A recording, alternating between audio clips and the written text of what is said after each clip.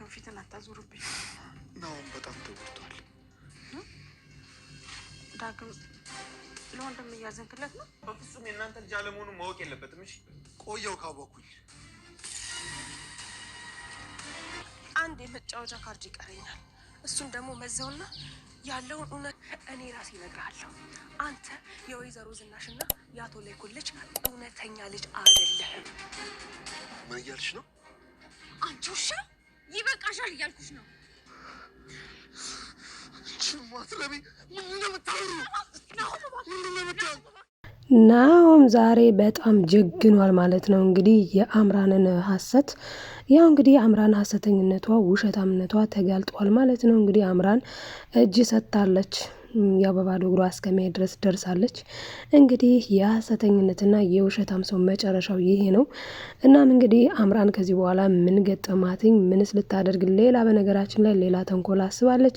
ምን አይነት ተንኮል ነው ያሰበችው የሚለውንም የምናወራ ይሆናል ማለት ነው። ቀጣዩን ክፍል ይዤላችሁ መጥቻለሁ። ላይክ፣ ሰብስክራይብ እያደረጋችሁ ቤተሰብ ያልሆናችሁ ቤተሰብ በመሆን እስከ ቪዲዮ ፍጻሜ አብራችሁ እንድትቆዩ በአክብሮት እጋብዛለሁ።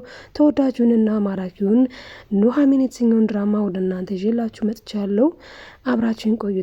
እናም እንግዲህ ኑሐሚንና ናሆም ፍቅራቸውን ቀጥለዋል ማለት ነው። ግን በዚህ መሀል ብዙ ውንጅብ ማለት በቃ ብዙ ፈተናዎች፣ ብዙ ችግሮች አሉ።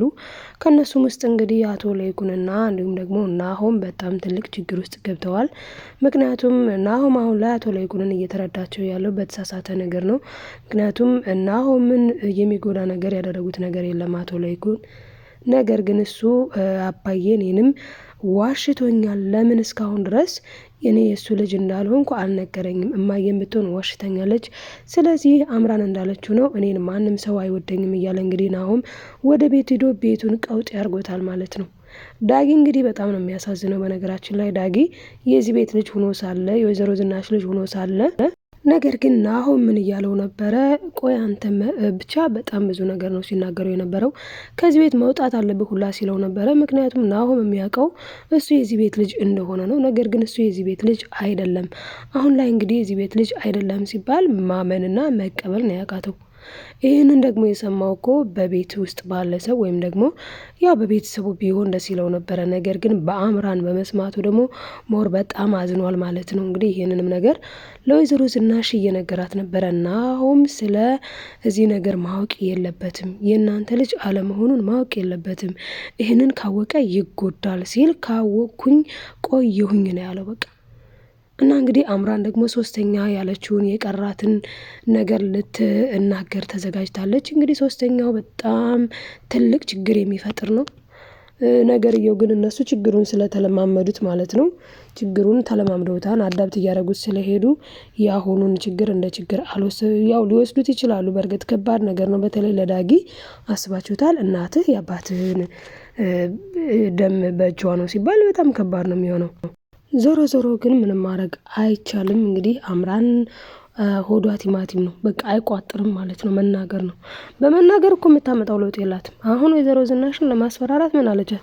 ሶስተኛውን ካርዴን ሳልመዘው ገንዘብ አስገቢልኝ አለቻት።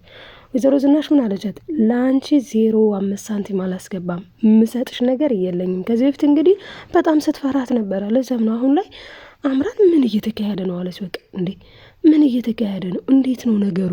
በጣም ነው የተወዛገበችው። እንዴት እንዲሆነ ለምን ነው ማትፈራኝ? ለማንኛውም ሁለተኛውን ካርድ ስቤዋለሁ፣ ለልጅሽ ነግሬዋለሁ። ልጅሽ እናቱና አባቱ እንዳልሆናችሁ አውቋል። አሁን ደግሞ ሶስተኛውን ካርድ ልስበው ነው፣ ልጎትተው ነው፣ እንደዚህ ላደረገው ነው ስትል ወይ እንደውም ንገሪልኝማ ንገሪልኝ፣ በተለይ ደግሞ ከቻልሽ ለፖሊስ እንደ ውለታ ከዋልሽልኝስ ለፖሊስ ስጭልኝ፣ ይህንን ያስሽውን ሚሞሪ ለፖሊስ ስጭልኝ ብላታለች። ነገር ግን ሚሞሪ የሚባል ነገር አሁን ላይ አምራነች የለም። ምክንያቱም ቦርሳዋን ወስዶታል ማለት ነው ናሆም። እቃዋን ሁላ ዝርግፍግፍ አድርጎ ቦርሳዋን ናሆም ወስዶታል። ምክንያቱም ይህንን ውድ ቦርሳ ራሱ በእኔ ገንዘብ ነው የገዛሽው፣ ከመኪናዋ ላይ አንስቶ እንደተመለከት ነው ማለት ነው።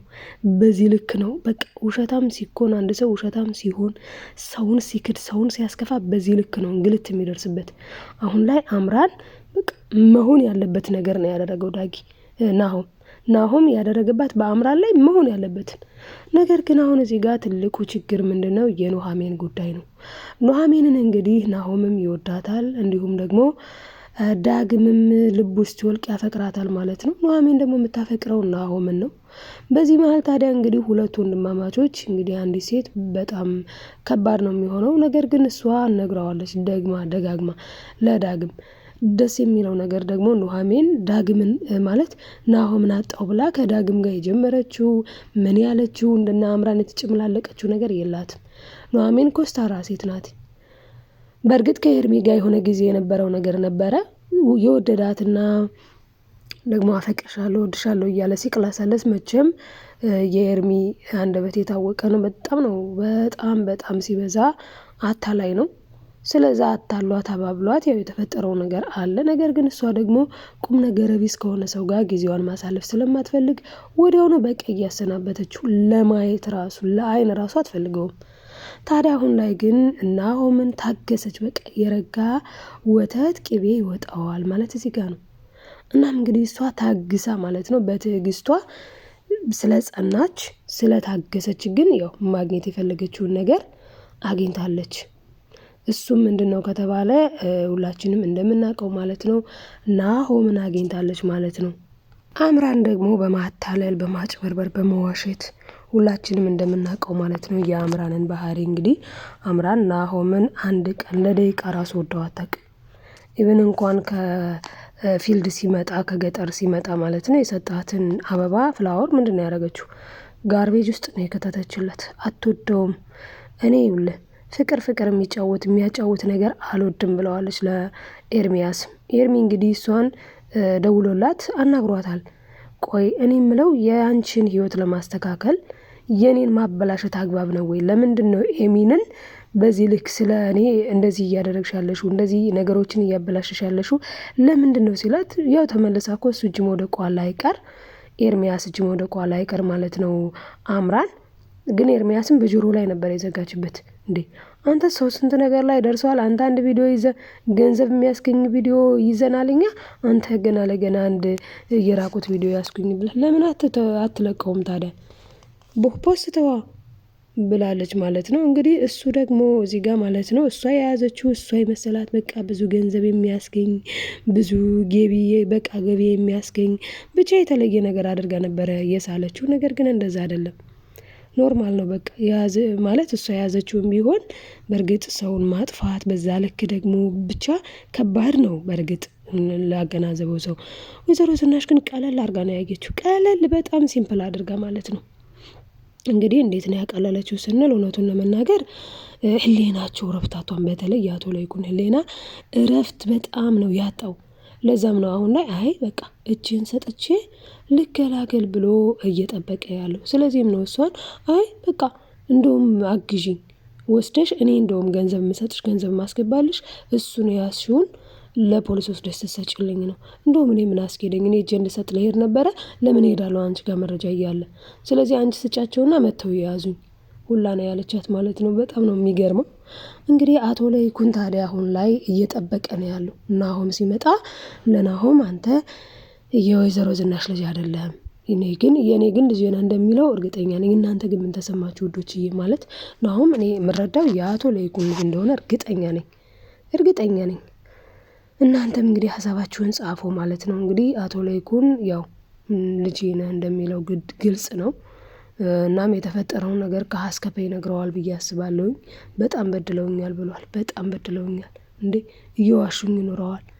እናትና አባቴ ሳይሆኑ እንዴት ነው እናት አባትን እንብለው አባዬ ማየ ስል የነበርኩት ለካ እኔ ዲቃላ ነኝ። በጣም ነው የሚያሳዝነው እውነቱን ለመናገር። ለዚህም ነው አሁን ላይ ዳጊ ምን እያለ ነበረ? አሁን ላይ ለኤሚን ምን አላት? ከኔ ይበልጥ ለናሆም ታስፈልገዋለሽ አለ ዳግም ማለት ነው። አሁን እንግዲህ ዳግምና እንዲሁም ደግሞ ኤሚን ወንድምና እህት ናቸው። ኤሚን እሺ ብላ ተቀብላለች። ያው ደስ ብሏታለኝ። ምክንያቱም አንተ እኮ ምንም ነገር ያደረግከው ነገር የለም። ይህ ሁሉ ጥፋት አንተ እንደኛ ተጎድተሃል። የጎዳችን ደግሞ እናታችን ናት። ግን በአባዬ ላይ ይሄንን ግፍ ይህን ያክል ነገር ለማድረግ የገጠማትን ነገር ባላውቅም ግን ለምን እንደዚህ ያደረገች የሚለው ነገር በጣም እያስጨነቃት ይገኛል ማለት ነው። ኤሚንንም በነገራችን ላይ ሁሉንም ነው ይሄ ነገር ያስጨነቃቸው። ቆይ ለምን እማዬ ከአባዬ ውጪ እንደዚህ ልታደርግ የቻለችው በምን ምክንያት ነው? ለምንስ ነው ያደረገችው የሚለው በጣም ብዙ ጥያቄ ጭሮባቸዋል ማለት ነው። እንግዲህ ይህንን ልትመልሰው የምትችለው እውነቱን ለመናገር ወይዘሮ ዝናሽ ነች።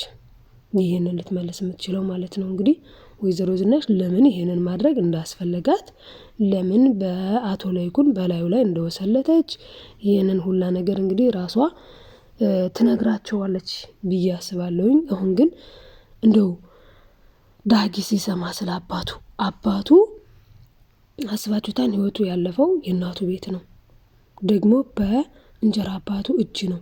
ይህንን ነገር እንዴት አድርጎ ነው የሚቀበለው? አይምሮ እንዴት ነው የሚያደርግለት የሚለው በጣም አሳሳቢ ነው ማለት ነው ውዶችዬ። እኔ የዳጊን ማለት ዳጊ ምን ሊል ይችላል የሚለውን ነገር ሳስብ በጣም ነው የጨነቀኝ እውነቱን ለመናገር ማለት ነው። እርግጥ ነው ድራማ ነው፣ ግን ሪል ቢሆን ብላችሁ ነው መቼ ስታዩ እኮ ጨዋታ ነው ብላችሁ አይደለም ያስተምራል ብላችሁ ነው። እና እኔ በጣም የተማርኩበት ነገር ግን ማለት ነው ክፋት እንደማይጠቅም ክፋት አሁን ያን መኪና ይዛ ስታሽከረክር ማለት በቃ ብር በባንኳ አለ በቡኳ አለ እንደፈለገች ስትሆን ስትቀብጥ ስትቅበጠበጥ የነበረች አምራን በቂቷ ቁጭ ነው ያለችው ያለ ጫማ በባዶ እግሯ ቀለበቱን እንኳን ላንቺ አይገባሽም ብሎ ከእጇ ላይ ወስዶ በቃ ባዶቿን ነው ያስቀራት። ስልክ የእጅ ስልኳን ራሱ ሱቅ ላይ ሄዳ በሌላ ሰው ስልክ ነው የደወለች ለወይዘሮ ዝናሽ ማለት ነው ብር አምጪ ለማለት። እንደዚህ ነው የክፋት ጥግ፣ የክፋት መጨረሻ ይሄ ነው በቃ። ስለዚህ ውዶችዬ መልካምነት ለራስ ነው። መልካም እንሁን፣ ቅኖች እንሁን። ከክፋት የሚመጣ ነገር የለም። ከክፋት የምንጠቀመው የምናገኘው ነገር የለም ነው የምላችሁኝ። እንግዲህ ይሄንን ነው የምላችሁ። እናንተ እስኪ ምን ተማራችሁ ከኑሃሚን ድራማ? ብትቅሉ የተማራችሁትን ነገር ሀሳብ አስተያየታችሁን ኮሜንት ላይ ጻፉልኝ። እማርበታለሁ። ሁላችንም የሚያዳምጡትም እኔም ደግሞ ሁላችንም እንማርበታለን ማለት ነው። ያው ዩቲዩብ ሀሳብ ሼር ማድረግ ነው። ሀሳባችሁን ሼር አድርጉ። ላይክ ሰብስክራይብ ማድረጋችሁን አትርሱ። አበረታቱኝ ማለት ነው የኔ ውዶች። መልካምነት ለራስ ነው፣ መልሶ ይከፍላል። ላይክ ሰብስክራይብ ሼር ማድረጋችሁን አትርሱ። ለማዘዝ አይደለም የኔ ውዶች፣ ለማስታወስ ያክል ነው። እወዳችኋለሁ። በቀጣይ ክፍል ቀጣዩን ፓርት ይዤላችሁ የሚመጣ ይሆናል። በአሁኑ ግን የምላችሁ ደግሜ ማለት ነው እና አሁን በጣም ነው ያስደሰተኝ በጣም የእውነት እና ኑሃሚንም እንግዲህ ከጎኑ ስላለች ደግሞ ያው ታረጋጋዋለች። ሁሉንም ነገር ያልፉታል፣ ፍቅር ያሸንፋል በሚለው ማለት ነው። እንግዲህ ዳጊም ደግሞ በጣም ቢያዝንም ያው እንግዲህ እሱም ይበረታል ብለን እናስባለን።